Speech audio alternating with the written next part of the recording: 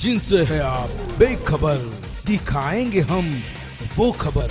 खड़की समाचार अब नए अंदाज में। जो महाराष्ट्र का मराठवाड़ा विभाग है, संभाग है, इसका 4 दिन का दौरा करने वाले हैं। 20 से 22 तहसील में वो खुद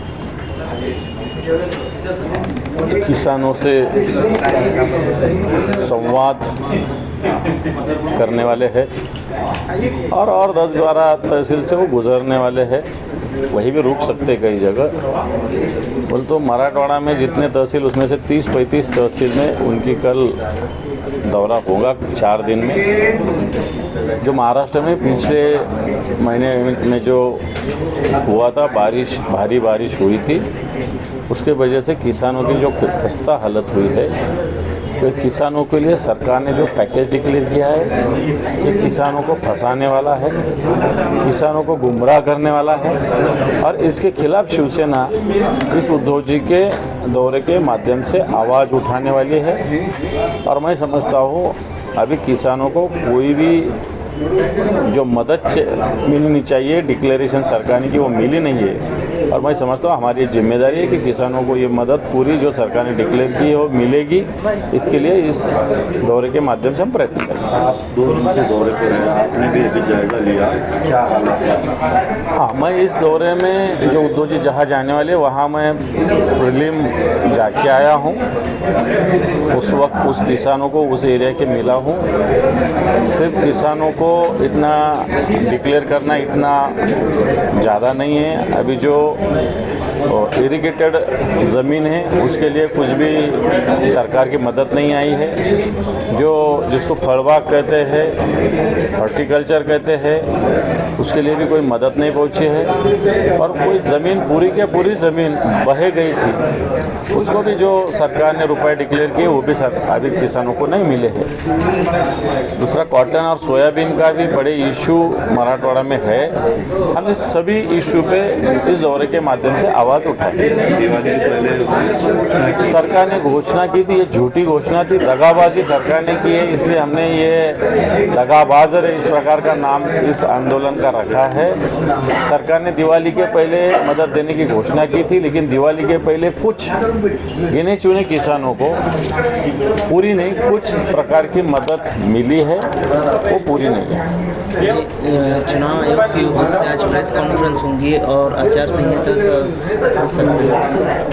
मैं समझता हूँ हम उसका रास्ता देखेंगे, लेकिन आचार संहिता लगी तो भी ये प्रोग्राम हमारा होगा, इसमें कोई रुकावट नहीं होगी। स्थानीय लेवल पर चुनाव होने वाले हैं। दिलीप वत्स पाटिल ने पहले ही भविष्यवाणी कर दी है चुनाव आयोग से पहले है कि चुनाव, महाराष्ट्र चुनाव। ठीक है ना, चुनाव तो होने ही है ना। सुप्रीम कोर्ट ने जिस प्रकार कहा है कि 31 जनवरी के अंदर इलेक्शन लो, वैसे इलेक्शन हो गए, वो इलेक्शन को हम सामने जाएंगे। जी, आज बिहार प्रचार का आखिरी दिन है। हाँ, बिहार में मैं समझता हूँ नीतीश और जो भारतीय जनता पार्टी का राज, जंगल राज जिसको कहा जाता है, वो ख़त्म होना चाहिए।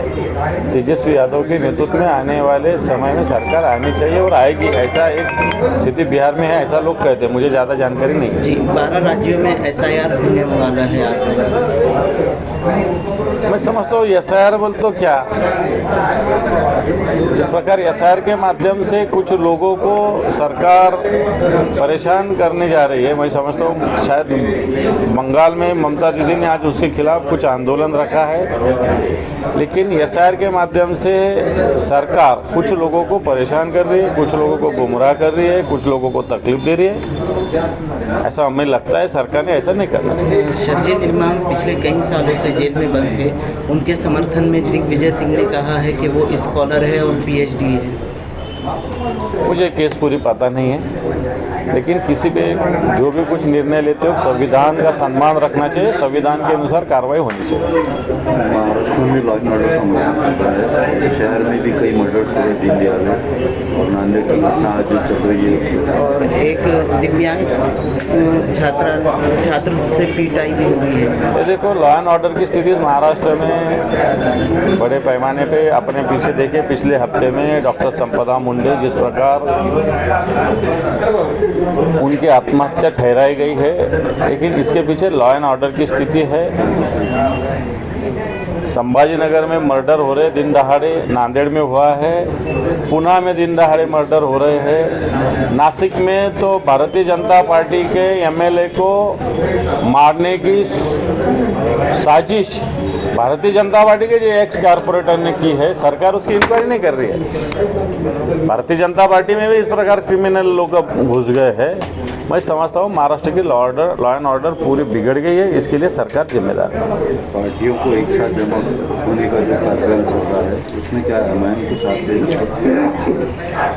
मैं समझता हूँ ये पूरा पार्टी की पॉलिसी का मैटर है, लेकिन सभी विरोधी पक्ष अभी के समय में इस सरकार के खिलाफ लड़ाई लड़ने की ज़रूरत है, और हम लड़ रहे हैं। Thank you.